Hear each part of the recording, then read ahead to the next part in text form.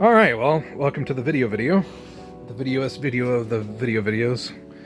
I don't know. Anyways, we'll start over here because we've only got a couple things. We have the SDI cable box. It says all of our SDI cables and SDI snakes, as well as the SDI converters, which are all SDI to HDMI. They're in their own little box inside that box. HDMI box. This has all of our HDMI cables, HDMI pass-throughs, adapters, USB cables for certain things, VGA. There's a VGA cable and VGA adapters, and also the Blu-ray player, which I still have. I haven't actually needed it in a while, but it's still there in case somebody wants to use it for like an outdoor movie night or something like that.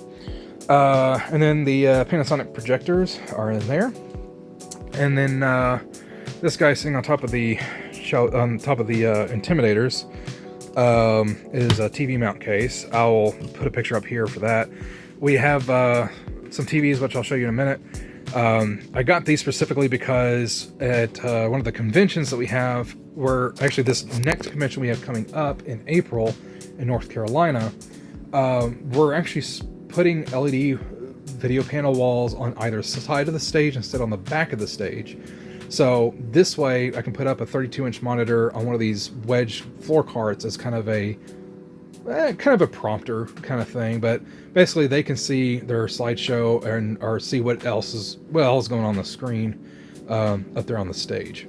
So that's what I got those. Well, actually so there's two of those carts. There's also 4 wall mounts, tiltable wall mounts. The reason for 4 is 2 of them for the LED for the floor carts. 2 of them I have actually slightly modified to work with O clamps, so I can put these up on a tripod stand for, like, let's say a karaoke monitor, or a backstage monitor, which we've used for like dance competitions. So that way the performers that are waiting in the green room, if you will, or backstage, can see what's going on out front. I don't have any cameras yet, I'll say that. All right, my video person has their own cameras that they've been using. That is actually one of the next things I plan on purchasing, are some, at the very least, for full HD 1080p cameras that we can use for live streaming and projections. But right now I just haven't had the need to specifically buy those myself yet. That money has gone other places. Actually, I lied. There are I do technically have cameras. I'll get to that in a minute, but not the kind of cameras that you're thinking of. Starting here, forget all this crap here. There's projector mounts and truss mount projector mount stuff that I got from an auction for like a few dollars, and there's like a ton of them there, so that's why I ended up with that. Same thing with that. That has a blown fuse. I need to actually look at it and see if it's even worth repairing. But that's a Sanyo, I believe 7,000 lumen projector. Again, I think I bought for like 20 bucks. But now I know why, since I noticed it has a blown fuse. Video projection laptop, which we don't use very often now. Mainly I'll use it for secondary room projections, like panel rooms or something like that. It is a backup for if the main video computer goes out. It still has VMix on it. It does have Resolume on it, but the license has been transferred to the video computer for obvious reasons. I will talk about that actually a little bit. So video laptop, there you go. But mainly what we use it now, as well as saying, is for secondary room video projections or a backup to their video computer should something happen to it. But we honestly mainly now use it for setting and programming the LED walls, which I do not own. We get those from our partner company from Birmingham, and I can talk a little bit about that in another video. I would love to, because yay, gear nerding. But right now I'm talking about what I specifically own and have in hand. So talking about the computer. So the video computer is actually I believe it was a pre-manufactured Dell computer. It ironically has a Blu-ray drive built into it, which I found surprising. But it has a i7 octa-core processor. I honestly can't remember the specific processor off the top of my head, but it does have an Intel i7 octa-core processor, and an NVIDIA RTX 3060 graphics card on it currently. I do plan on actually upgrading that to a 4070 possibly this year, just to get a little bit more oomph out of it, because we do run Resolume Arena on it. So far we've only actually run one screen output from it, but we have the capability of doing multiples, of course. But that way it gives us you know, some room to breathe in the future, especially. And yeah, that's really all needs to be said about that computer. Here we have an optical projector, which is I think I bought it for like 20 bucks from a Goodwill or something like that. And it works fine. It works just fine. It's like 3,000, I think it's 3,300 lumen if I remember right. So it's just a good, you know, throw it in front of a tripod folding projection screen or something like that for a panel room. And it's just good backup to have. Back there, which you may not be able to see, is an ELO touchscreen monitor that I've been using. I used to use all the time with my lighting rig.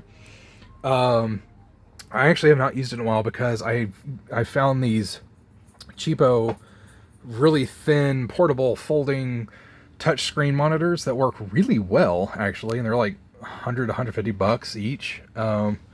They work really well, and I keep one with the lighting laptop, actually, because it's also, I'll also use it for, like, for doing installs, to plug directly into a security camera DVR or something for testing. So yeah, I've not really used that in a long time, and I may actually get rid of it because it still works really well, but I just don't really particularly have a specific use for it myself right now. It might, you know, my video person may actually end up wanting to use it for Resolume or something, you know, maybe. But either way, this is a Roland video mixer. I need to do some testing with it. I also bought, I think I picked this up for like 25 bucks. It does work actually really well, but I need to test it because I want to see. I know it's rated for 1080 up to 1080i. I want to see if I can in some way push 1080p through it. I think I can, but I gotta figure that out. So anyways, this is a nice analog switcher. My video person, when we use cameras, will use her Atom Mini or Atom Mini Pro, and which obviously is better, but again, I got this cheap, it works, and if I can push 1080p through it, it might serve as a good backup or as a secondary or something. I mean, why not? It works, right? This shelf, we've got our folding projection screens. We have two 120-inch front or rear projection screens, and then another behind it that's a 150-inch rear or front or rear projection screen. Which all three of these can be flown, or they come with, which I have flown from even the I-beam truss before for the 120-inch, or they do come with legs, so they're freestanding. We don't use them as much anymore. It's a lie, actually. The 150-inch, I would say we don't use as much anymore, but we do use these for larger panel rooms, for instance. But I do hang on to them, obviously, because they do come in handy, even 150-inch. Makes it for a good low-budget, large screen projection. You know, if we have a coming up, you know, a beginner event or something that need budget-friendly options. But they're also really good for, again, you know, big screen or outdoor, you know, movie nights, or watching the Predators game or something. Anyways, so below that we've got TVs. We've got two 32-inch LED TVs and two 43-inch LED TVs. And these are the TVs I mentioned earlier that we'll put on the stand or on the wedge carts, or particularly the 32-inch for the wedge carts, of course. This is our Infocus ultra short throw projector. And it's not one of those floor projecting up projectors, which is what you would think of when you say ultra short throw. But this has, if I remember right, a 0.6 throw ratio. It's really short. Like, I know for a fact this projector will fill one of these 120-inch screens from 4 feet away. So it works really well. Little difficult to dial in because of the lens. It is static, and you really have to get it dead on to be completely square, but it does work really well. And it's 4,000 lumen if I remember right. So these two are the cameras I mentioned earlier. So they're not really the cameras. They're not cameras like you'd think of. These are actually IPEVO. These are IPEVO. Here, I can actually tell you because this is actually one. This is a dead one that I just keep around for parts just in case.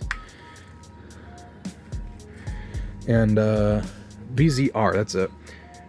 IPEVO VZR document cameras. One of the conventions that we do does this really neat event where they will have some artists. They'll have 4 artists go up on stage and for like an hour, and will draw different things on even different, like a plastic cup, or draw this character doing this scenario or something like that. It's really neat. And for years, so the first year that we did it, they got the cameras for it. They got Logitech USB cameras and some USB over Ethernet dongles, which worked okay, but for the artist thing didn't work really well at all because the lighting was an issue, and then getting the contrast was an issue. Then we moved to DSLR cameras the second year, and it was better, but still not great. So I found these guys and got them, and they are awesome. I also especially like the fact that they can be used as web cameras, which for the artist event that I mentioned, we do use them as web cameras with the USB cables. And actually in the HDMI box that I mentioned before, there is, I do also have my own USB. It's kind of like a USB hub. Well, it's a USB over Ethernet dongle. And what I'll do is I can plug all 4 of these cameras into a powered USB hub into that USB over Ethernet dongle, and they work great at full HD, 1080p, not even joking, work great. So you can use them as web cameras, which is awesome. So they're good for streaming and everything else, or projection in our case, because we'll use them with VMix. Or they also have HDMI direct output, so you can just hook it directly up to a TV or projector, which we have also done for like panel rooms and stuff. Really good, really awesome cameras. If you need a good document camera, I seriously recommend these to you, because they also have a built-in light too. That actually helped our lighting issue, because it's a light directly there on the image that you're trying to capture, and they just look awesome. Next to those, that's not a touch screen. It is one of those portable, really flat screen monitors, but it's not touchscreen. But we do use that for the video computer a lot of times, or a secondary monitor. We have a 24-inch monitor there that's not in a bag, and then actually the same exact thing that's in the bag that we use with our video computer. So yeah, that's pretty much video. So the video, it turned out to be kind of a short video. So the last video that I will do is our power, which will be another short video. But yeah, so there you go. We will see you in the next video.